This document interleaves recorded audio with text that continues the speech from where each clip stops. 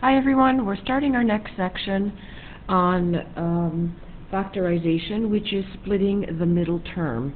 Now, what we've looked at so far is we've looked at a number of different types of factorization, whereby the last one, however, was the one where we used sum and product. So what we're going to be looking at today, though, is splitting the middle term. Sum and product meant that what we had was we had a value of a equaling 1. So for example, if I had x squared plus x minus 12, well, if I were to use sum and product here, that means that I'd be looking for two numbers that multiply together give me negative 12, and the sum of those two numbers added together would have to be 1, or positive 1. So we would have x and x, this would be plus 4, or positive 4, and this would be negative 3. Since the product is a negative number and the sum is a positive, so it's 4 minus 3 gives me positive 1 for my x value in the middle, my b, and 4 times negative 3 gives me negative 12. Alright, so what we would be doing then is, this would be our sum and product. Now, we have our, like I said, we have our value of a equaling 1. If our value of a doesn't equal 1, so let's use an example, such as, I don't know, let's take the first example that we've got, 3x squared plus 13x minus 10. Now, 3x squared plus 13x minus 10 means that our value of the a is not equal to 1 in this case. So since a is not equal to 1 and I cannot remove a common factor first, then what I want to do is I want to split this middle term into two terms, so that way I can have 4 terms here instead of 3. And if I've got the 4 terms, then I could use the factorization by regrouping in order to factorize. So let's take a look at how we determine what two numbers multiplied have to give us what, and what two numbers, those same two numbers added together, have to give me another value, have to give me the middle term. So let's look. So what I showed you already was that what you're going to be doing is you're going to be taking the value of a and the value of c. So when you see that the value of the a is not equal to 1, and you can't remove it, then what you will do is you'll multiply the value of the a times the value of the c. So that the value of a times c in this case is 3 times negative 10, which gives us negative 30. Now, if the product of the two numbers has to equal negative 30, well, the sum still needs to equal the middle term, which is positive 13, or the b term in the middle. So the product is equal to AC, and the sum still has to equal b. And our goal is to find the two factors of that are going to add up to the middle term of 13. So we're going to split the middle term into two different terms, and that'll be based on what our product is. So if a times c is equal to negative 30, then that means that I'm looking for all the factors of negative 30. So all the possible factors are negative 6 and 5, 6 and negative 5, negative 15 and 2, 15 and negative 2, and then we've got 30 and 1, and negative 1, or negative 30 and 1, or my last one would be 3 and negative 10, or negative 3 and 10. Now, the sum of these, so looking at all of these, the sum of these, we've got to find the actual combination whereby the sum has to equal 13, apologize. So it would have to be equal to 13. And the only one that seems to work, well, it can't be these two, although you would think that 3 and 10 would be the ones that go. It's not, because this is 3 minus 10 would give me negative 7, or negative 3 plus 10 would give me positive 7. So these are excluded as possibilities. We can certainly exclude 30 and 1, and that really only leaves us two possibilities. Now, the two possibilities are either 6 and 5 or 15 and 2, with its according with their positives and negatives, of course. So if I look at negative 6 plus 5, well, that would give me a negative 1 here, so that can't be. And 6 minus 5 would give me a positive 1 that's gone. And therefore, our alternatives are negative 15 plus 2, which would give me a negative 13 here for my value of b, but our value of b has to equal positive 13. And therefore, my answer is going to be 15 and negative 2. So I'm going to split the b term into positive 15x. So it'll be, the splitting will be positive 15x minus 2x.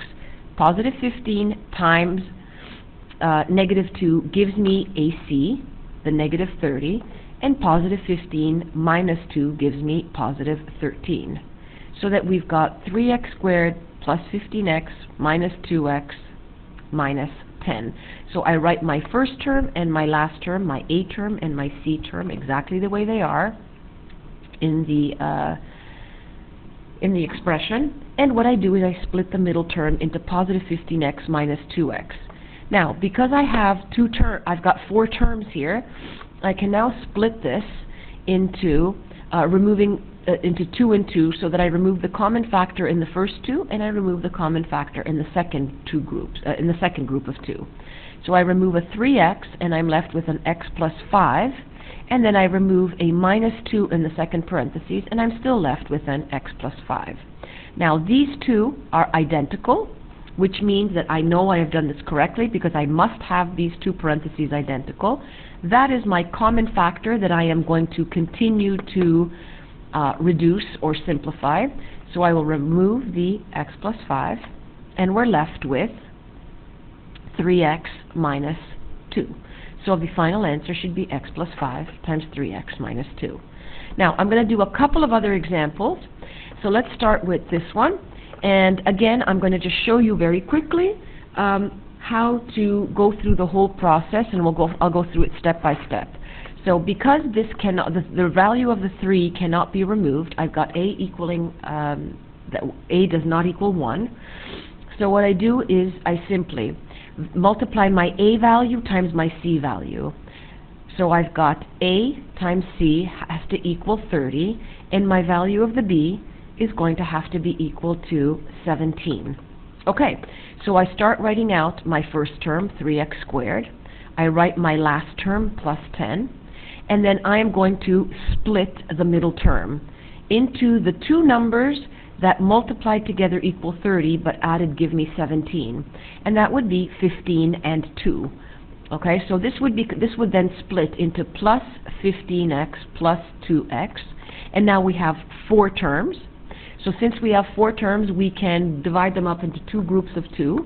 So we do 3x bracket x plus 5 plus 2 bracket x plus 5. These are identical. We have the parentheses that are identical, so that I can remove an x plus 5, and what's left over is a 3x plus 2. I'm going to do a next one. It's 6x squared minus 11x minus 10. So I cannot remove any common factors here, so I will do my a times c is negative 60, and my value of b equals negative 11.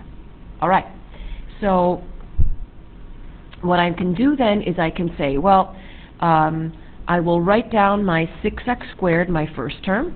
I will write my last term, which is negative 10, and I have to split this middle term into 2 terms that multiplied give me negative 60, and added give me negative 11. Okay, this one might be a little less obvious, because if we look at all our factors of 60, the factors of 60 are going to be 60 and 1. I'm not going to put the negatives in at this point. I'm just going to get the factors out first.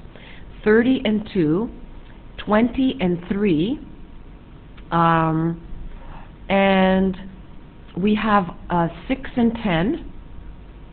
And the other alternative, which is the one that our answer is going to be found on, is 15 and 4, which might be a little bit less obvious. So that now I have to decide, is it going to be negative 15 and positive 4, or positive 15 and negative 4?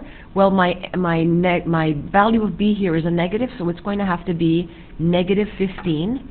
So this will go to negative 15x plus 4x minus 10. And therefore, we end up with two groups of 2, so I remove the common factors of the first two terms, and the common factor here is a 3x, and we're left with a 2x minus 5. And then on the other one, I can remove a 2, and I'm left with a 2x minus 5. I know I've done this correctly. My 2x minus 5 and my 2x minus 5 are identical in the parentheses.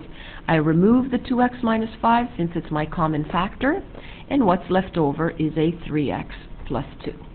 All right, that's done. We'll do one more, and then I'm done for today.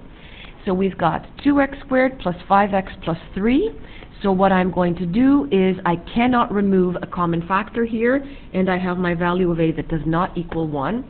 So I multiply my a times c together, and that turns out to be 6, and my value of the b equals 5. So the two factors have to add up to 5, and they have to multiply to 6.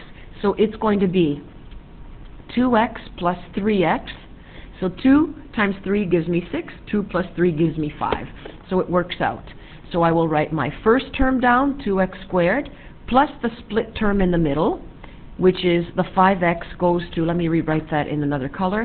So the middle term goes to 2x plus 3x. It's the same thing as saying 5x. And then I have plus 3. I now have made my 4 terms. I've got my 4 terms going here. So now I group together my first two, 2x bracket x plus 1, plus 3 bracket x plus 1. The two are identical here in the parentheses, and therefore I have x plus 1, or sorry, pardon me, yes, I was correct. X plus 1 multiplied by 2x plus 3, and there is my factorized form. All right, I'm done. So what you're going to be doing for homework is you will be finishing the worksheet on the investigation worksheet that you had, and you will be doing also exercise 8G. Okay, see you next time.